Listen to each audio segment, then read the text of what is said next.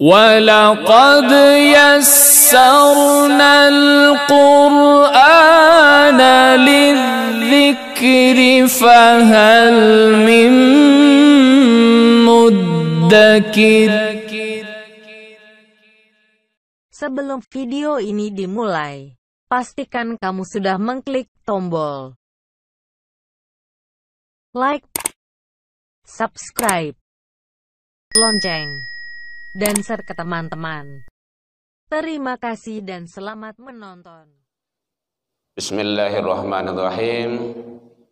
Assalamualaikum warahmatullahi wabarakatuh. Alhamdulillahilladzi anzala sakinata fi qulubil mu'minin liyazdadu imanan ma'a imanihim. Ashhadu an la ilaha illallah wahdahu la syarikalah wa ashhadu anna Muhammadan abduhu wa rasuluh sallallahu alaihi wasallam la nabiyya ba'da amma ba'du. Hamdan wa syukran lillah. Seluruh puji dan syukur kembali tiada hentinya kita ucapkan kehadirat Allah Subhanahu wa ta'ala. Alhamdulillah, dengan izin Allah kita masih diberikan amanah untuk menjalankan kehidupan ini.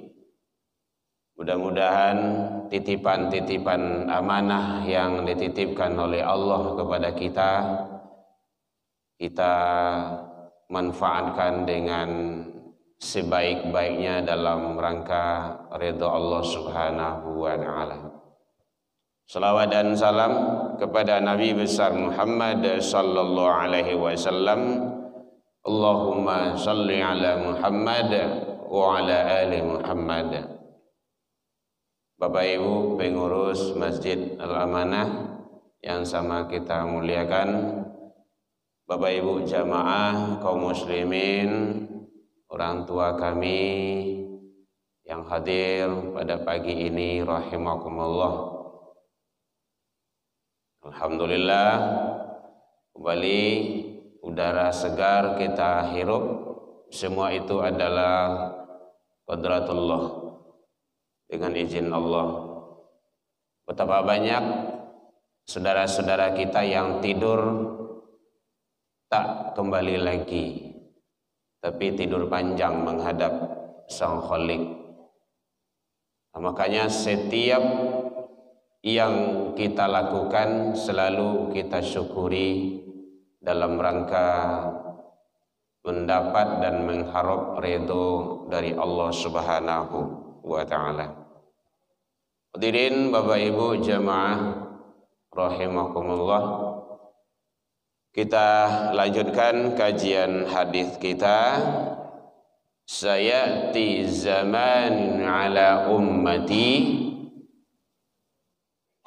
yang akan datang menimpa umat nanti kata Rasul di akhir zaman. Mudah-mudahan kita selalu istiqomah dengan Islam, iman dan ihsan yang dititipkan oleh Allah. Apa yang akan datang, yang akan menimpa, la yabqa minal iman illa ismuh. Iman itu hanya tinggal namanya saja. Wala minal islam illa rasmuh. Islam hanya tinggal tulisan merek-mereknya saja. Wala minal Qur'an ila darsuh, dan Al-Quran hanya sekedar ditadaruskan, dibaca, tapi tidak diamalkan. Sampai di sana kemarin kajian kita. Dan itu adalah fenomena akhir zaman. Nah, kita berselindung, berharap kepada Allah, mudah-mudahan iman kita semakin kuat dan mantap. Walau banyak tantangan dan rintangan, orang beriman itu pasti diuji. Karena memang Allah yang menyampaikan seperti itu. Ahasiban nas ayutraku ayyaqulu amanna. Manusia itu tidak akan dibiarkan mengatakan amanah. Kami sudah beriman kepada Allah. Kami sudah percaya kepada Allah. Kami sudah yakin kepada Allah. Ucapan-ucapan yang seperti itu Allah tidak biarkan itu. Wahum la yuftanun. Sebelum diuji. Jadi kehidupan dunia ini ujian. Selalu berhadapan dengan ujian. Kita menganggap ujian itu kan sesuatu hal yang tidak kita senangi saja. Meninggal. Kalau awak nanam sesuatu tidak menjadi dong. Sedang lama-lama sebajalan Islam, tahu-tahu sakit. Ujian bukan hanya itu. Syari bi khairi. Jadi ujian itu yang baik dalam pandangan kita dan juga yang kurang baik atau yang kurang kita senangi dalam pandangan kita. Jadi kebaikan itu juga ujian bagi kita. Istri ujian bagi suami, suami ujian bagi istri, anak ujian bagi orang tua, orang tua juga ujian bagi anak-anak. Nah, sabar tidak kita di sana? Sabar itu dalam konsep ilmu tauhid mampu mengendalikan diri dari hal yang seperti itu.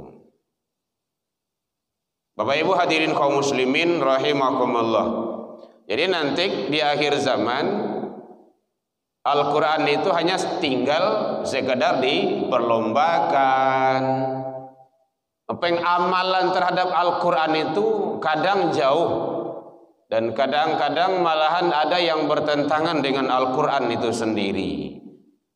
Orang yang mengaku iman kepada Al-Quran tapi sikap, perilaku, perbuatannya itu menyalahi, nabrak Al-Quran itu sendiri. Mudah-mudahan Allah memberikan yang terbaik kepada kita. Makanya Muhammad Abduh mengatakan beliau belumlah sempurna iman Islam seseorang itu kalau hanya sekadar membaca Al-Quran saja. Belumlah dianggap sempurna seseorang itu pandai baca, ndak tahu terjemahannya doh. Artinya itu bahasa orang. Jadi apa yang kita baca itu kita tidak ngerti, hanya sekedar membaca saja. Ya ayyuhalladzina amanu la tulhikum amwalukum wala auladukum an zikrillah.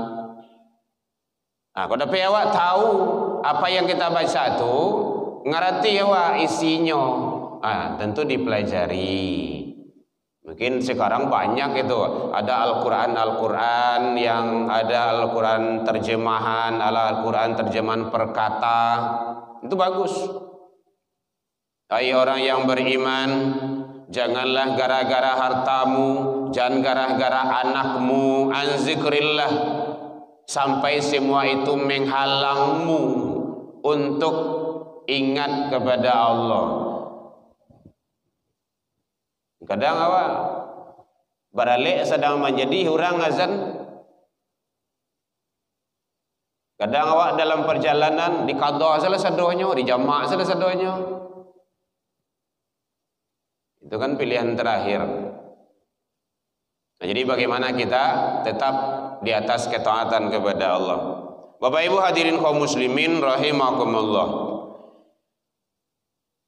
Dan nanti kata Rasul, himmatihim butunihim, cita-cita manusia di akhir zaman itu adalah mengisi perut, mengajah isi parui. Kadang ada mempunyai metode sebagai untuk tujuh turunan. Maka pakailah prinsip H3T, halal, haram, hantam, taruih. tanpa melihat rambu-rambu aturan dari Allah. Padahal dalam Islam itu sudah jelas konsepnya adalah halalan thayyiban. Kadang diputar balikkan bagi yang haram dianggap halal. Banyak sekarang itu. Malahan ada racun bermerek madu. Itu kan bahaya tuh. Dia racun, tapi mereknya madu.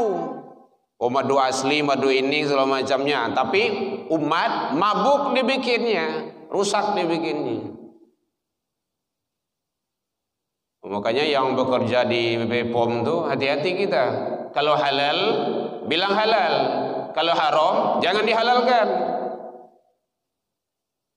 Nah, ada fenomena dulu tuh. Ada dulu Ajinomoto bagai, ada dulu babi bagai, ada alkohol bagai mau dilegalkan, bermacam-macam saja. Nah, beko kalau lah untuk agama beko ada halang-halangi, jilbab tidak boleh, mengekang kaum wanita, gitu kan. Azan jangan karih wana, tagaduh orang. Gitu.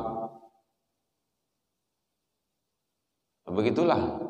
Yang penting bagaimana kita bersikap dalam menjalankan ketaatan. Himmatihim butunihim. Cita-cita manusia nanti di akhir zaman itu ngisi parui, mengajak kehidupan.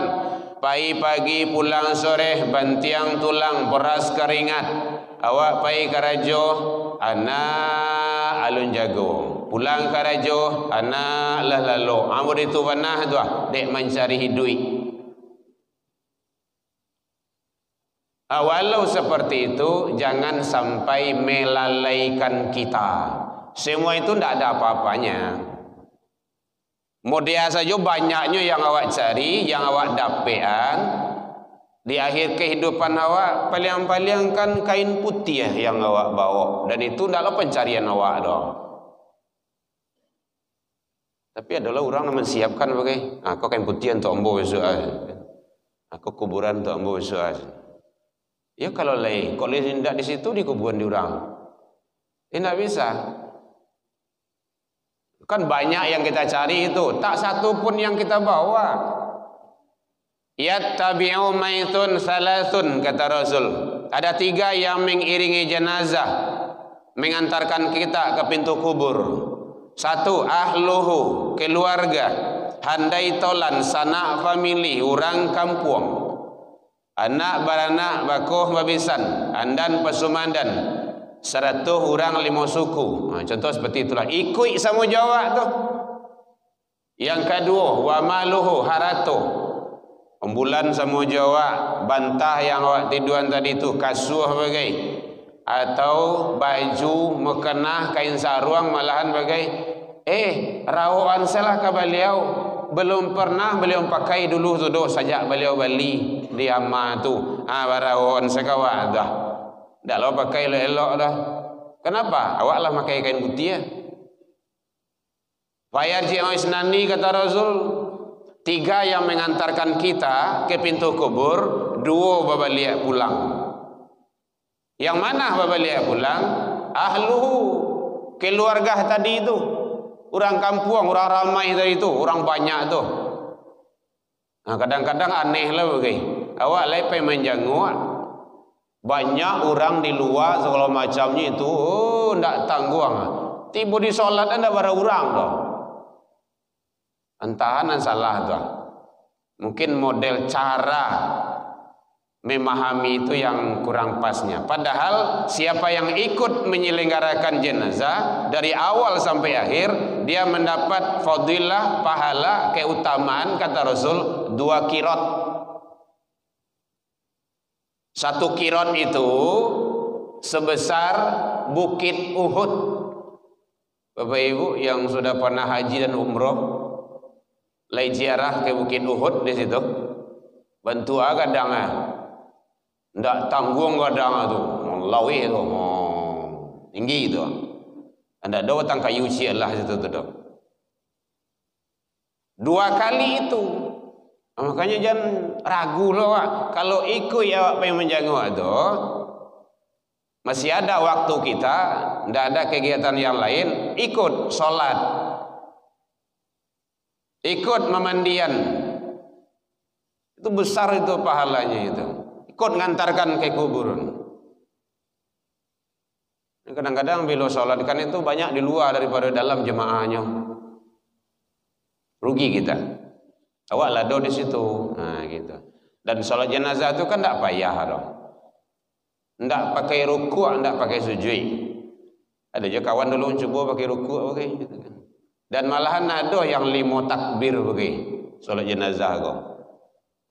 Pernah kita menjadi jamaah itu di Bali. Nah, jadi perlu juga ilmu dalam itu.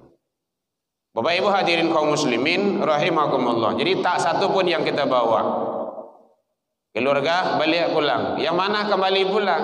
Wa maluhu, harato tadi itu, baju tadi itu, kain sarung tadi itu, bantal tadi itu dibawa diurang pulang balik. Bantal tadi, kasut tadi, kok ndak lalu anak di rumah kau tu. Balik pulang. Wa yabqa wahid, kata Rasul, yang kekal hanya satu. Yang mana? Wa amaluhu, amal ibadah. Jadi tanya tu paralu amal ibadah tu paralu. 40 tahun dikasih hidup, 50 tahun, 60 tahun, berapa banyak umur kita pakai untuk ibadah, berapa banyak dipakai untuk makan, berapa banyak dipakai untuk tidur, berapa banyak dipakai untuk kegiatan-kegiatan lainnya. Semua itu nanti akan dipertanggungjawabkan. Umurmu, nah, kan akan diminta itu pertanggungjawaban. Jadi kita berharap mudah-mudahan kita isi akhir-akhir sisa-sisa kehidupan kita ini dengan sebaik-baiknya, yaitunya untuk ibadah kepada Allah Subhanahu wa taala. Jadi nanti di akhir zaman kata Rasul, cita-cita manusia adalah mengisi perut. Jadi kalau dapat awak mencari kehidupan tu, menjalankan kehidupan tu, jangan sampai melanggar aturan-aturan Allah. Jangan sampai lupa kepada yang memberi rezeki. Kita hidup jangan sampai lupa kepada yang memberi kehidupan. Sebenarnya Bapak Ibu kalau ditinjau dalam kajian ilmu tauhid sifat 20 nan dia awak ko ndak ada yang punya awak ko do. Titipan siapa? Titipan Allah. Kodrat, kekuatan awak, iradat, kehendak awak. Ndak ada kekuasaan awak tu, ndak ada. Ilmu punya kita ndak, tidak. Titipan Allah. Apalagi hayat kehidupan awak ko. Sami', basar, kalam, tak satu pun milik kita. Kalam kita berbicara ini itu biidznillah. Ada orang yang tidak diizinkan Allah untuk bicara, ada. Badannya gagah, bagus, cantik, elok, rancak, tapi tidak bisa ngomong. Kenapa? Kalam itu tidak disempurnakan, tidak diizinkan Allah. Nah, kalau awak kini kok kodrat iradat awak tu lah meliwan sunsu tu. Dulu awak kue mungkin beban 60, 70, 80 mungkin lasu so awak mongkeknya. Kini 30 salah sakit pinggang ni gue. Ayah galon saya menyanyi di gue. Kenapa? Ndak kuat lagi. Nah, itulah siklus kehidupan. Kecil terus naik. Puncak. Anggaplah puncaknya berapa? 63, 60, berapa kayak 70. Nanti dia pasti turun grafiknya, turun. Cek, pasti habis lagi itu. Nah, itu yang dimaksud inna lillahi wa inna ilaihi raji'un. Nah, itu dia itu. Makanya konsep orang beriman itu kita dari mana? Kita sedang di mana? Dan kita akan kemana? Itu konsep orang beriman. Dia tidak lupa dengan itu. Dulunya awak tidak ada, diadakan oleh Allah. Wallahu khalaqakum, dan Allah menciptakan kamu. Tsumma yatawaffakum, kemudian mewafatkan kamu, meninggal tuh. Minkum mayyuradu ila asalil umur. Ada sebagian kamu itu disampaikan kepada umur yang sangat tua, sangat pikun. Nggak tahu ciela, dulu hebat, guru besar, mantap, banyak karyanya. Lalaji usia ditanya bisa, malahan kadang-kadang makanah diletakkan situ atau dicari di depu. Kadang kopiah letakkan dalam kamar, dicari habis ke kamar yang lain. Kenapa? Ndak inget lah doh. Itu kopiah ya atau maaf cia. Oh iya iya. Itu. Kenapa? Begitulah kita. Kita ini lemah. Mari sama-sama kita manfaatkan, mensyukuri nikmat yang Allah titipkan kepada kita agar kita menjadi abdun syakuro. Bapak Ibu hadirin kaum muslimin rahimakumullah. Oleh sebab itu mari kita mencari mengejar kehidupan ini dalam rangka mengharap ridho Allah. Karena semua itu adalah pemberian dan titipan dari Allah. Selanjutnya kata Rasul, yaitunya nisa'uhum qiblatuhum. Nah ini yang bahayanya. Kiblat manusia di akhir zaman adalah nisa'uhum, para wanita. Mohon izin, tidak semua wanita. Tapi ada wanita-wanita yang menjadi perusak, penghancur. Makanya hati-hati dulu kalau awal-awal Islam, sebelum Islam datang malahan wanita itu hanya 3 profesinya, dapur, sumur, kasur, dapur, sumur, buta di situ saya. Perempuan itu hanya sekedar barang mainan. Dulu memang seperti itu zaman jahiliyah. Wanita itu hanya sekedar pemuas hawa nafsu. Makanya ada para raja-raja itu sampai bikin rumah itu kamarnya 1000. Dinasti Qingming itu kalau 1000 kamarnya berarti kan bininya 1000 tuh. Kalau 1000 bininya bilo malah kian Sarawak tuh. Ndak tanggung. Datang Islam, jangan. Bukan seperti itu. Maka kata Rasul, an-nisa imadul bilad, wanita itu tiang negara. Fa'in saluhadul bilad, kalau bagus wanitanya maka akan baik negara itu. Wa'in pasadadul bilad, kalau rusak akhlak wanita itu maka hancurlah negara itu.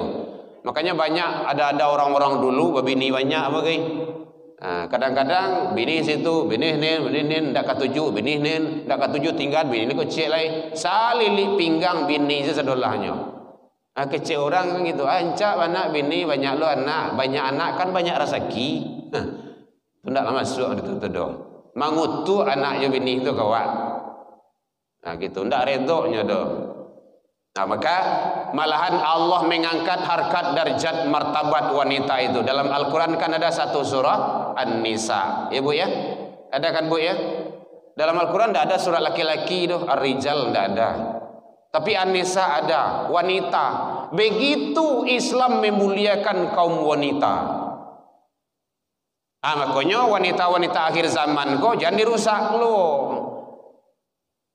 Wanita itu adalah hebat sekali, sangat bagus sekali. Dari mana lahirnya para pejuang Islam? Dari wanita-wanita yang solehah, tokoh-tokoh bangsa, tokoh-tokoh agama, dari wanita-wanita yang solehah. Maka kalau ingin merusak negara itu, hancurkan akhlak wanitanya dulu. Kalaulah sempat hancur akhlak wanitanya, lah sudah tuh selesai itu, pasti hancur negaranya. Tapi kalau kuat wanitanya, bagus imannya, mantap akidahnya, maka akan baguslah negara itu. Jadi oleh sebab itu Bapak Ibu hadirin yang awak dititipkan anak oleh Allah, baik anak laki-laki ataupun perempuan, didik dengan cara baik, sebaik-baiknya. Malahan Rasul menyatakan kalaulah boleh mengutamakan anak perempuan di atas anak laki-laki, maka saya akan mengutamakan, memuliakan, melebihkan anak-anak perempuan dari laki-laki. Tapi tidak boleh dipisah-pisahkan dong. Nah, begitu. Artinya apa? Begitu kemuliaan wanita itu. Karena dari rahimnya lah nanti akan lahir para pejuang-pejuang agama, bangsa dan negara itu. Jadi kalau ada titipkan oleh Allah, didik anak gadis awak dari ketiknya, suruhnya, ajaknya ke agama, ajarkan dia tutup aurat. Kadang-kadang kan susah banah gini kok. Dulu anak mengatur orang gaib bagai. Kenapa? Mungkin jangan salah anak dulu. Babaliak kawak baliak. Mungkin salah didik. Dia payah menyuruh sembahyang buya dan mau sembahyangnya doh. Lawa daumu lawa jangguinya gitu kan. Lawa keluarga lainnya. Ente yo dulu layu gitu. Ini dari ketek. Kan lah doh diminang dari ketek taraja raja. Lah kadang tabau-bau latuo terubah tidak kamati jadi parangai. Dia aja biasakan dari kecil. Jagoan subuh pagi itu. Suruhnya pakai jilbab kalau dia perempuan. Nak, kemana? Keluar mah, kamah, kakadai. Tutup aurat. Pakai jilbab. Panas. Tutui. Jangan awak lah yang dibansui dia nak tu. Kalau tidak dosa baik. Gitu caranya. Menutup aurat tu hukumnya apa, Bu?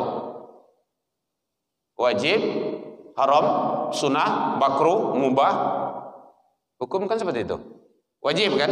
Nah, kalau wajib dilakukan, pahala, tinggalkan, dosa. Kan simpel saja itu. Berarti menutup aurat itu wajib.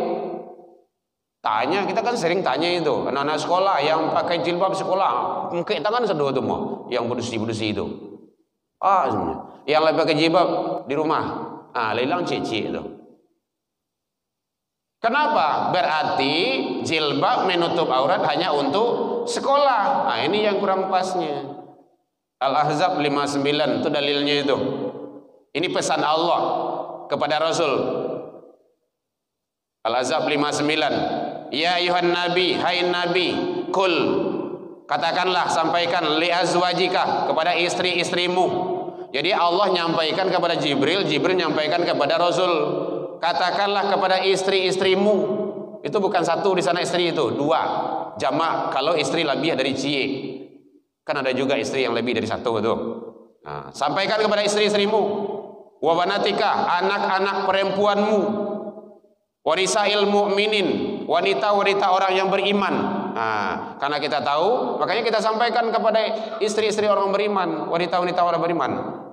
Yudanina alaihinna min jalabihinna. Hendaklah mereka mengulurkan, menutup auratnya, menutup kudungnya. Nah, gitu. Itu perintah Allah. Silakan dilihat Al-Ahzab 59. Jadi An-Nur 31, Al-Ahzab 59 itu tata cara menutup aurat bagi wanita muslimah. Kasih saja buliah aurat itu terbuka, agak longgar sekete. An-Nur 31, ada 3 balik itu. Nah, itu buliah tuh. Suamimu, ndak suami kawan loh. Kadang-kadang kan ke suami kawan balabian-labian. Awak beko suami awak beko bawang-bawang saja rumah gitu kan. Jadi penting. Makanya berhias itu kaum wanita itu, ibu-ibu itu sebenarnya sunnahnya untuk keluarga dan suami. Nah, baca dalam kitab fikih wanita itu jelas di sana. Baik, mudah-mudahan Allah memberikan yang terbaik kepada kita dalam hidup dan kehidupan, menghadapi kehidupan yang panjang, yaitunya kampung kita di akhirat kelak. Semoga Allah ridho kepada kita bersama. Ada pertanyaannya Bapak Ibu? Kalau tidak kita tutup. Lalu celik-celik jam ibu itu timpai. Bapak? Ayo. Iyalah betul. PR banyak. Jadi mudah-mudahan duduk kita ini dinilai ibadah oleh Allah Subhanahu wa taala. Siapa yang duduk dalam majelis ilmu sepanjang itu dia diampuni oleh Allah Subhanahu wa taala. Dalam kitab Targhib wa Tarhib dijelaskan. Jadi mudah-mudahan setiap yang kita lakukan kita niat yang ikhlas, tulus karena Allah Subhanahu wa taala. Wabillahi taufik wal hidayah. Assalamualaikum warahmatullahi wabarakatuh.